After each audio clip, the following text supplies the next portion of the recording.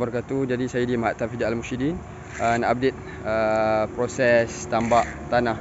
Sekarang lori tengah masuk. Okey, lori masih masuk daripada pagi tadi. Lori dah masuk. Dia akan terus ke belakang lah.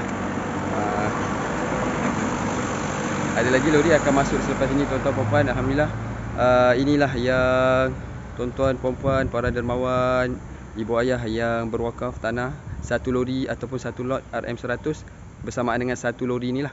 Jadi satu lori yang masuk kejap lagi ni, ini semua adalah hasil daripada wakaf tuan-tuan. Tuan-tuan transfer RM100 ke akaun bank Mahat Tafiz. Ini tuan-tuan. Lepas tuan-tuan dah transfer duit RM100, ke mana duit tu pergi? Ke sini tuan-tuan. Duit tuan-tuan tu pergi ke sini tuan-tuan. Dia dah bertukar menjadi lori tanah. Dan setelah itu dia akan ke mana? Dia akan ke belakang. Dia akan terus ke tapak pembinaan Mahat Tafiz Al-Mursyidin. Ini satu lot. Siapa yang dua lot, dua lori lah.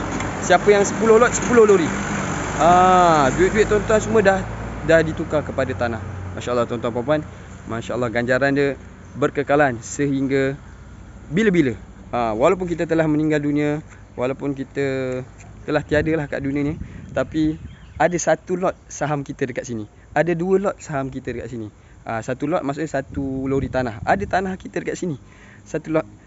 Ada dua lot. Ada yang 3 lot. Ada yang 10 lot. Minta maaf boleh, panas. Saya minta maaf banyak kalau tak berapa nampak sebab tengah panas terik. Saya kena juga tunjukkan kepada tuan-tuan puan-puan supaya tuan-tuan puan-puan jelas dan nampak ke mana hala tuju ataupun ke mana duit yang tuan-tuan infakkan pergi. Saya tunjukkan secara real time, real life. Hari ni berapa hari bulan? 15.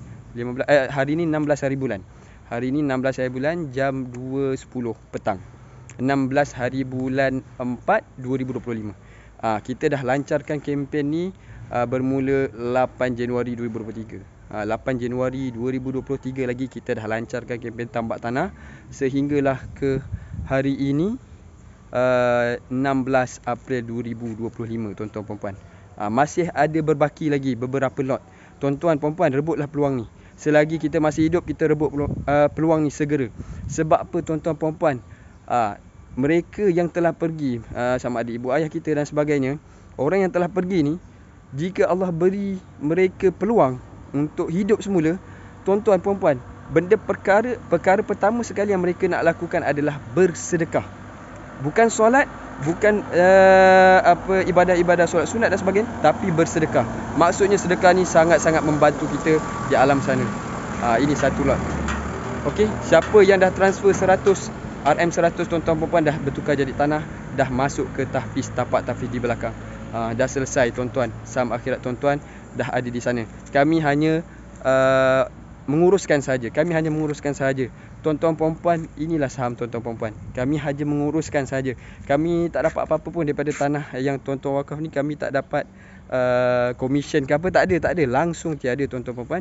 Ini semua 100% untuk kebaikan kita semua, kebaikan pelajar tahfiz di sini, untuk diri tuan-tuan puan-puan sendiri yang berwakaf. Okey, insya-Allah yang tak mampu satu lot tak ada masalah. RM30 pun boleh. Kalau tak ada RM30, RM20 pun boleh, tak ada masalah.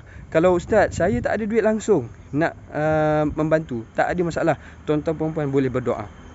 Doakan kami di sini, semoga anak-anak di sini menjadi pelajar yang cemerlang dunia dan juga akhirat, dari segi hafalan Quran, akademik dan subjek-subjek yang lainnya. Wallahu a'lam. Assalamualaikum warahmatullahi wabarakatuh.